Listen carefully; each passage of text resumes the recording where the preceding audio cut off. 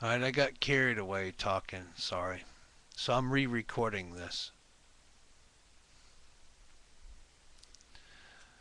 Okay, understand that everyone, including the government, may record photos and video on public property. See, public, you have no expectation by anybody's logic of privacy when you're out in public. Public means public. Privacy means your own home with your shades drawn so your butt ain't showing. Or your boxers if you happen to lounge around in your shorts all day.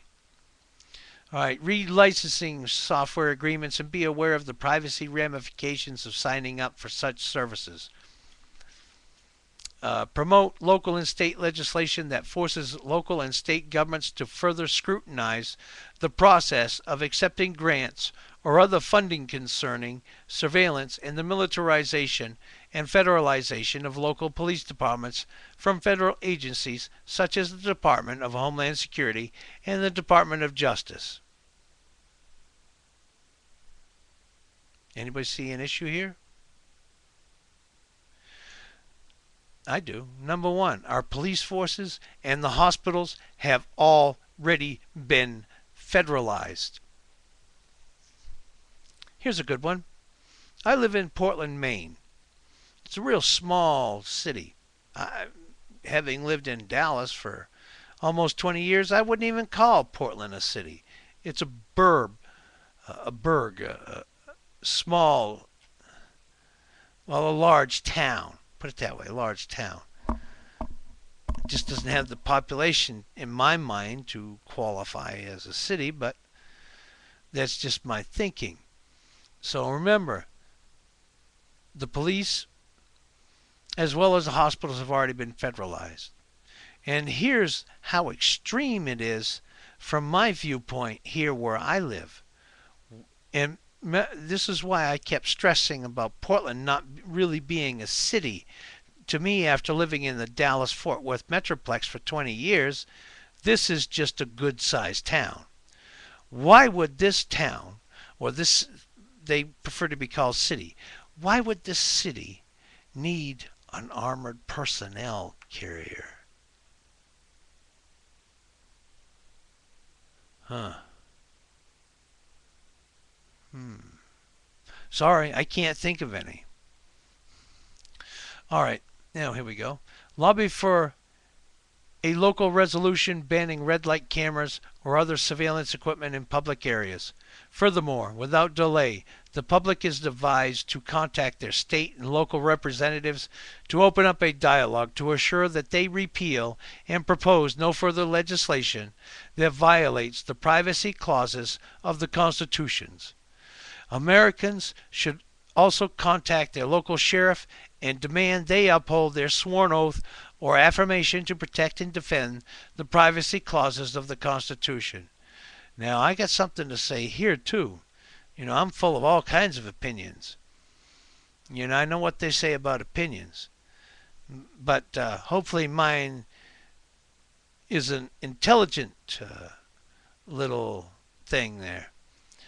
If you go in and you tell your local sheriff to uphold his oath or affirmation, and there's very few law enforcement personnel, and say we do have the martial law implemented, or God forbid we have foreign troops land on our soils, you can't expect that man and the few officers he may have, even if it's a big metroplex like New York, if there's an issue such as a foreign invasion or anything else.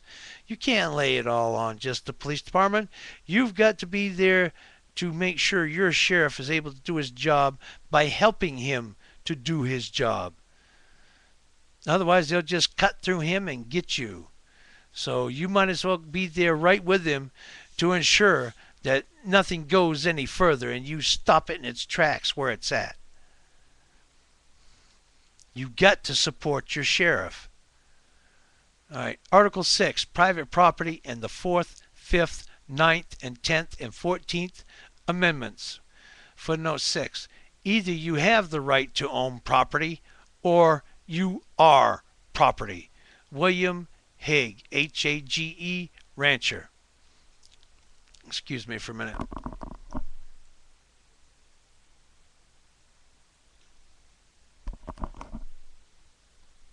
Thank you.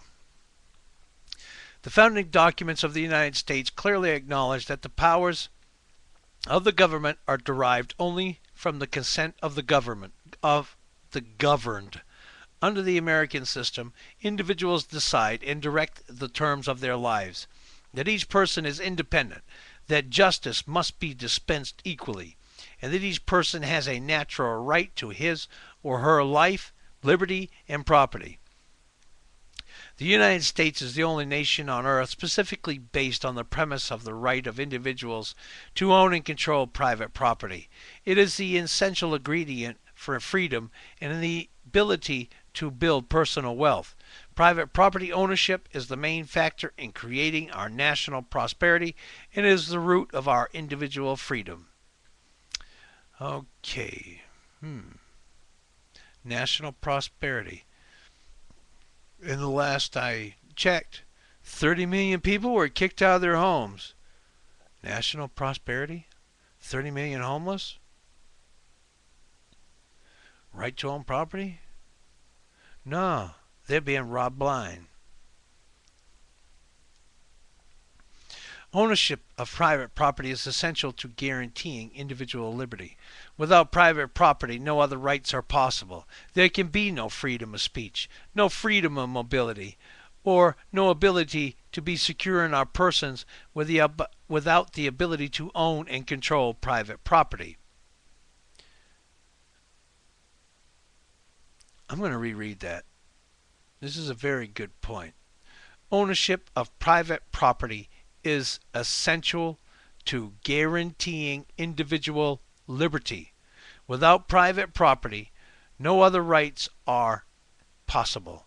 There can be no freedom of speech, no freedom of mobility, or no ability to be secure in our persons without the ability to own and control private property.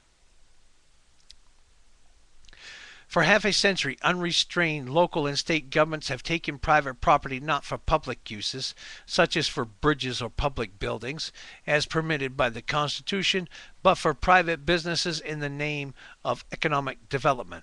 Through the arbitrary use of eminent domain perpetrated by partnerships between government and private developers, public-private partnerships, in the name of an undefined common good, in actual, it's the business that says, oh, I want this property, he's given that property because he says, he or she says, they'll be able to pay more taxes than a single homeowner.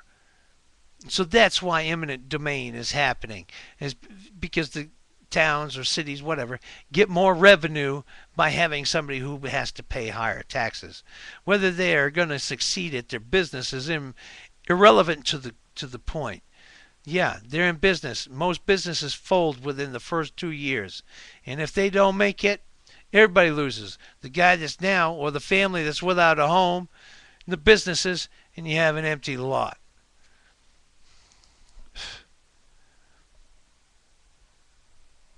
All right, now, internationally, there are outside forces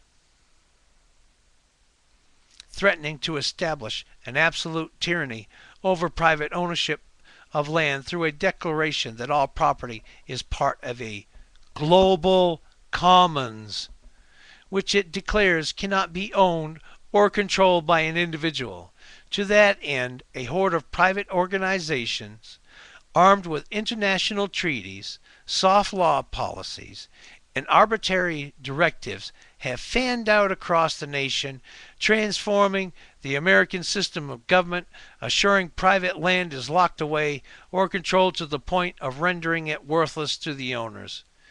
Case in point, Utah, where they're now talking about having to take back, I think the feds own 60% of the state of Utah under this act of federally owned land.